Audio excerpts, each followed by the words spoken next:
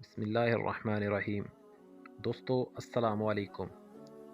دوستو، ایک مرتبہ قافلے کے ہمراہ حضور صلی اللہ علیہ وآلہ وسلم اور حضرت عائشہ رضی اللہ عنہا مریسا سے واپس آ رہے تھے۔ حضرت عائشہ رضی اللہ عنہا ایک اونٹ پر ہدا میں بیٹھی تھیں۔ جہاں قافلہ قیام کرتا، حمال اونٹ کو بٹھا کر ایک طرف ہو جاتے۔ راستے میں ایک دفعہ ایسا ہوا کہ قافلہ ٹھہرا، حمال اونٹ کو بٹھا کر دور چلا گیا اور حضرت عائشہ رضی اللہ عنہا قضائے حاجت کے لیے جنگل کی طرف چلی گئیں۔ وہاں ان کا ہار گم ہو گیا۔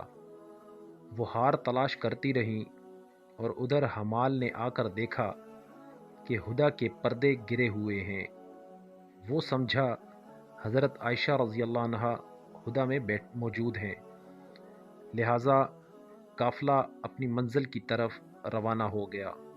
کافی دور جا کر اس بات کا انکشاف ہوا، عبداللہ ابن ابی بڑا خبیث، بدباطن اور دشمن رسول صلی اللہ علیہ وآلہ وسلم تھا۔ اس نے حضرت عائشہ رضی اللہ عنہا پر بہتان لگائے اور واہی تباہی بکنے شروع کر دیا۔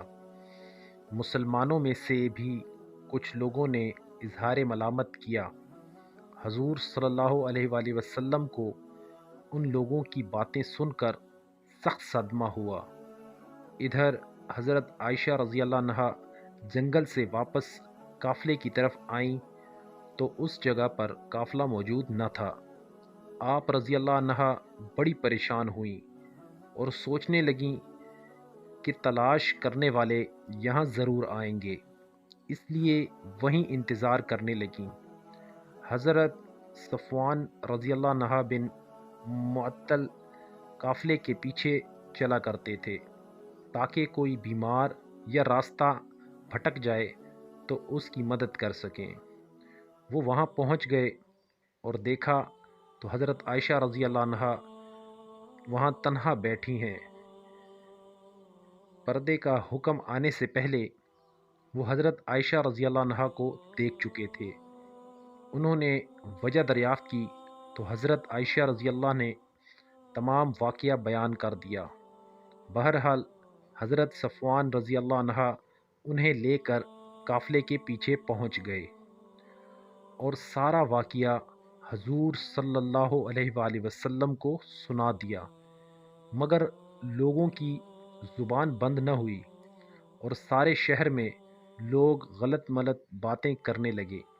حضور صلی اللہ علیہ وآلہ وسلم بھی بہت پریشان رہتے اور تقریباً ایک ماہ تک حضرت عائشہ رضی اللہ عنہا سے بات نہ کی اور خفا رہے، کیونکہ آپ بغیر تصدیق کیے کسی پر کوئی جرم نہیں عائد کرتے تھے۔ آپ صلی اللہ علیہ وآلہ وسلم منتظر تھے کہ خدا کی طرف سے کیا حکم آتا ہے۔ آخر کار خدا تعالیٰ نے حضرت عائشہ رضی اللہ عنہا کو بے گناہ قرار کرتے ہوئے سورہ نور کی چند آیتیں نازل کیں، جن کا ترجمہ اس طرح ہے: بہتان لگانے والے تم ہی لوگوں میں سے ہیں، نبی صلی اللہ علیہ وآلہ وسلم، تم اس بات کو برا نہ سمجھو، بلکہ تم سب کے لیے یہ اچھا ہی ہوا۔